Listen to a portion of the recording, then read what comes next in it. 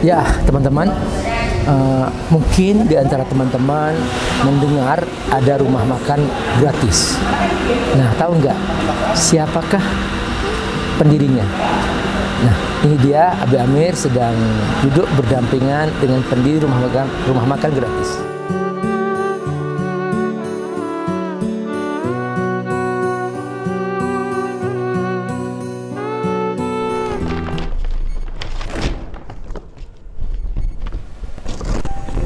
Alhamdulillah. Masya Allah, semoga berkah Mas Adit ya. Alhamdulillah Abi. Ya, Amin ya Allah. Masya Allah, teman-teman, tahu nggak gimana perjuangan Mas Adit kok bisa membuka rumah makan gratis? Apakah Mas Adit orang kaya? Apakah Mas Adit justru dia berangkat dari ketidakmampuan membuka rumah makan gratis?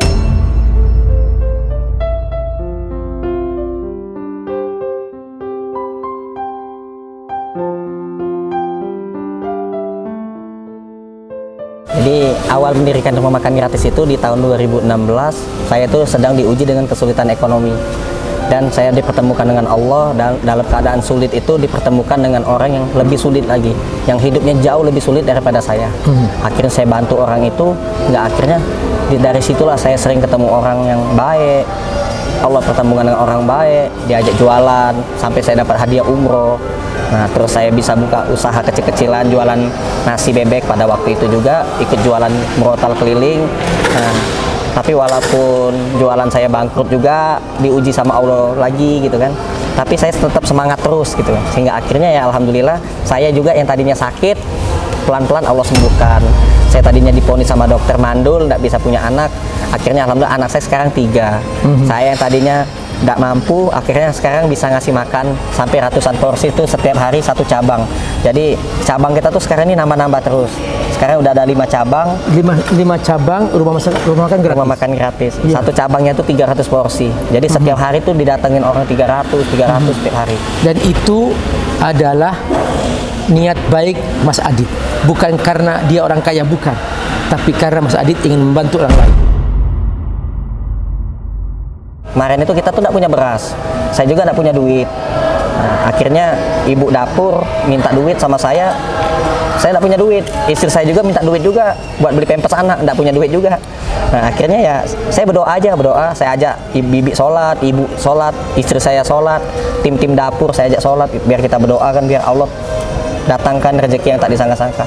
Ya, alhamdulillah waktu itu nggak lama kemudian ada pengajiannya Ustadz Maliki itu datang, tahu-tahu nganterin beras sebanyak 5 karung. 5 karung yang besar-besar itu. Jadi kita bisa tetap buka, bisa tetap jalan rumah makan gratisnya. Padahal kita nggak punya beras, Allah datangkan beras, rezeki yang tak disangka-sangka. Saat terjepit langsung kepada Allah, bukan kepada makhluk. Ini pelajaran penting dari Mas Adit. Ada lagi keajaiban selain itu? Jadi kita dulu kan tidak punya rumah tapis Quran. Jadi kita tuh ya biasanya kan cuman program bagi-bagi makanan gratis. Nah, di masa pandemi itu ada tetangga saya tuh berhenti kerja, terus minta sembako. Saya kasih, seminggu kemudian datang lagi, minta bantuan lagi, terus minta minjem uang. Saya mikir, ini banyak orang yang susah banget gitu kan kayaknya kan itu. Nah, saya datang ke rumahnya, memang tidak punya apa-apa, ada TV tabung, terus ada lemari kecil. Saya ingat dulu waktu saya baru nikah sama istri saya tuh tidurnya tuh ngapar, nggak pakai kasur.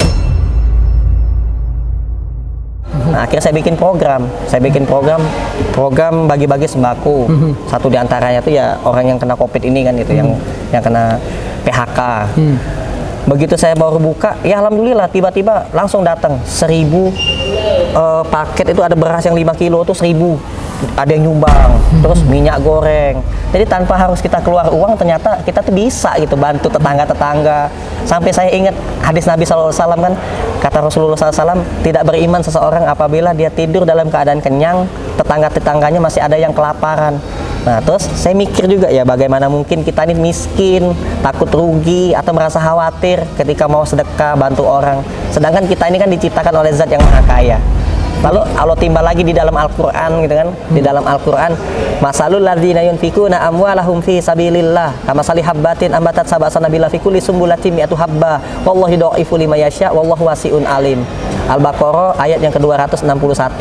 Allah katakan orang-orang yang menginfakkan hartanya ke jalan Allah bagaikan satu butir yang akan Allah tumbuhkan menjadi 7 tangkai. Dari tiap-tiap 7 tangkai itu tumbuh 100 butir bagi setiap yang Allah kehendaki. Allah maha luas, maha mengetahui. Jadi kita kalau sedekah 1 bakal Allah ganti 700, ya berarti nggak bakal rugi gitu kan. Masya Allah. Ada keajaiban yang Mas Adit alami ketika Mas Adit divonis akan dia tidak punya anak. Gimana cerita jalan keluarnya? Iya, jadi saya tuh dapat vonis dari dokter kan, karena burung saya ini kan nggak hidup.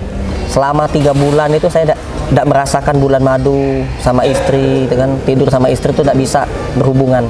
Akhirnya saya ke dokter itu divonis mandul. Ada surat vonisnya itu, ada semuanya hasil labnya bahwa saya ada sumbatan di usus, terus di sini nih, jadi dia tuh ada kesumbet saraf kejepit. Jadi tidak hidup dan tidak bisa berhubungan. Nah itu.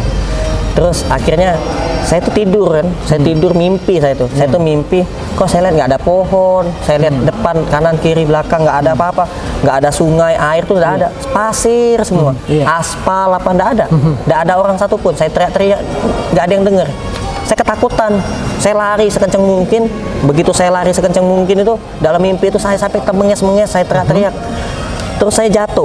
Begitu pas saya jatuh, pasir semua, badan saya, tangan semuanya pasir semua, saya jatuh tuh.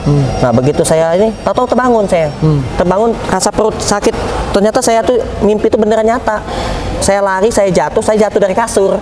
Begitu saya jatuh dari kasur, ada mainan anak-anak tuh yang mobil-mobilan terbuat dari kayu itu kena perut saya ini. Kena perut saya ini rasanya sakit, terus kayak mau buang air kecil. Saya ke kamar mandi, saya buang air kecil, saya pegang, kok hidup. Saya pegang-pegang lagi, kok hidup ya gitu. Saya beraup dulu, saya tepat-tepat, mimpi nggak ini? Mimpi nggak ini? Saya teriak, dek hidup deh, apanya yang hidup? Ini burung Habibie. Kapan dilihat sama istri? Wah, istri saya kayak seneng banget, kayak wajahnya berubah gitu kan nih, tadinya capek ngurus rumah segala macam. Dia hidup, beneran ini hidup. Iya. Langsung saya diajak ke hotel. Jadi ternyata cara Allah mengobati, Allah bikin mimpi, dan Allah sediakan mainan di situ, terletak, dia terjatuh, terkena wilayah yang sakit, dan akhirnya dia menjadi penyebab kesembuhannya. Sembuh. Itu kun fayakun. Allah Maha tahu. Dan sekarang sudah punya anak Hamil. 3. Istri saya hamil, Ya, hamil terus. Dan hamil terus. 3. Dan punya 3. Masya Allah, ini berkah luar biasa. Tadi pas kita ngobrol, ada cerita yang terakhir itu. Apa ya? Keajaiban yang terakhir itu. Yang ingat nggak? Yang mana? Yang Fauzi? Apa yang? Iya. Oh, Fauzi. Iya. Jadi saya itu kan tidak punya inisiatif apapun, Yang itu, ada.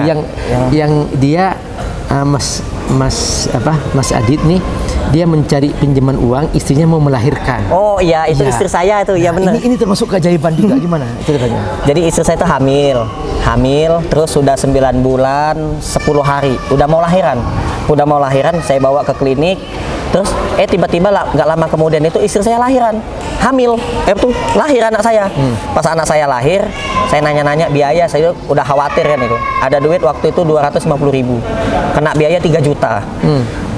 Kok mahal banget dok? Ya karena instruksi dan lain-lain katanya ada macam-macam lah, pokoknya biayanya 3 juta gitu di klinik. Nggak punya uang? Nggak punya uang. Cari pinjaman? Saya keluar dari klinik, cari pinjaman, nggak dapet. Biasanya Pak Haji yang di samping rumah saya tuh, dia kan orang kaya kan. Dia orang kaya, dia biasanya punya uang. Biasa minjemin duit biasanya ke saya. Hari itu nggak bisa ngasih? Nggak ngasih katanya, lagi banyak pengeluaran. Terus akhirnya kemana? Akhirnya saya pulang ke rumah, ada sepupu saya. Saya nanya kan, lagi ada duit nggak? Ada, mau minjem? Iya buat biaya lahiran. Berapa? 3 juta. Dikasih sama dia. Langsung berobat? Dikasih, langsung berobat. Langsung ke klinik, saya bayar 3 juta cash. Nah terus akhirnya istri saya pulang. Pas istri saya pulang sampai rumah, istri saya nanya, kok Abi punya duit gitu? Iya tadi minjem sama si Leo gitu, sepupu saya gitu. Nah dipinjemin 3 juta, balikin Bi gitu. Bukannya dia pengangguran nggak punya duit. Terus aku mikir baru, iya dia kan pengangguran, duit dari mana dia? Nah saya samperin lagi dia, kamu kan nggak kerja, emang udah dapat kerjaan? Belum katanya. Dapat duit dari mana? Maling katanya. Hah? Hasil nyuri? Bener. Astagfirullahaladzim. Saya cerita ke istri lagi, saya balik lagi ke rumah, saya ngomong ke istri, Dek, dia tuh mulai maling, Dek. Kamu pergi. Selama 3 hari kamu pergi. Kalau itu belum lunas, gak usah pulang-pulang udah. nggak usah balik ke sini lagi. Aku nggak mau, anak aku haram katanya. Tapi bukan saya Mas Adit yang mencuri. sepupu Artinya saya. Allah ngasih sebab dengan cara Allah lah ya. Jadi dari orang yang dia nggak punya apa-apa, nah dia karena kepepet juga dia mencuri gitu. Ternyata ini digunakan oleh Allah sebagai sebab untuk kesembuhan dia. Tapi bukan berarti kita menghalalkan mencurinya, bukan. Namun setelah itu Mas Adit segera berusaha untuk menebus dan mengembalikan itu. Yang jelas itu bukan dosa Mas Adit, itu dosa dia. Tapi ini adalah salah satu rahasia. Kita nggak sangka gimana kok bisa terjadi seperti itu. Itu juga keajaiban jalan keluar yang sangat luar biasa. Mas Adit, terima kasih ceritanya. Nah, jadi begitu dia mencuri itu kan, saya kan keluar dari masjid kan, gitu kan. Nah, saya ke masjid, saya ketemu sama jamaah, ngajak ngobrol. Katanya udah lahiran Mas Adit, udah. Oh, terus gimana kabarnya? Ya alhamdulillah laki-laki Pak, tapi saya ada utang nih 3 juta, saya bilang utang biaya lahiran sama sepupu saya. Dan itu dia boleh hasil mencuri, ternyata minjemin saya uang itu. Terus saya dikasih 5 juta. Oh, Ya udah deh Mas, nanti besok sudah saya 3 juta bayar, 2 juta bekal. buat beli baju bayi gitu, perlengkapan bayi. Allah. Jadi Masya Allah ya, dan sepupu saya pun sekarang tobat ya. Dia nggak mencuri lagi, dia tobat, tinggal di rumah makan gratis. Jadi tim RMG sekarang. A'udzu billahi minasyaitonir rajim. Wa may yattaqillaha yaj'al lahu makhraja wa yarzuqhu min haitsu la yahtasib wa may yatawakkal 'ala Allahi fahuwa hasbuh innallaha balighu amri qad ja'ala Allahu likulli syai'in qadra. Allah menjamin kau bertakwa, aku kasih jalan keluar. Jalan keluar itu enggak disangka-sangka. Kalau kau bertawakal kepadaku, aku akan menyelesaikan persoalan kamu, kata Allah. Dan aku akan sampaikan kemana cita-citamu. Innallaha balighu amri. Dan semua ada takdirnya. Qad ja'alallah likulli syai'in qadra. Kisah Mas Adit, kisah yang menyentuh hati, penuh perjuangan, tapi bekal kelembutan hati dan suka berbagi dalam kondisi paling sulit. Itulah dia ternyata. Allah contohkan dalam bentuk nyata bahwa siapapun yang bersama Allah dalam kondisi sulit apapun dan kau suka berbagi, Allah akan menyelesaikan persoalannya. Qad ja'alallah likulli syai'in qadra. Sampai di sini perjumpaan dengan Mas Adit. Saksikan selalu FAT TV. Semoga Allah berkahi. Assalamualaikum warahmatullahi wabarakatuh. Waalaikumsalam. Makasih Mas Adit. Jazakumullah khair. Jazakallah khairan.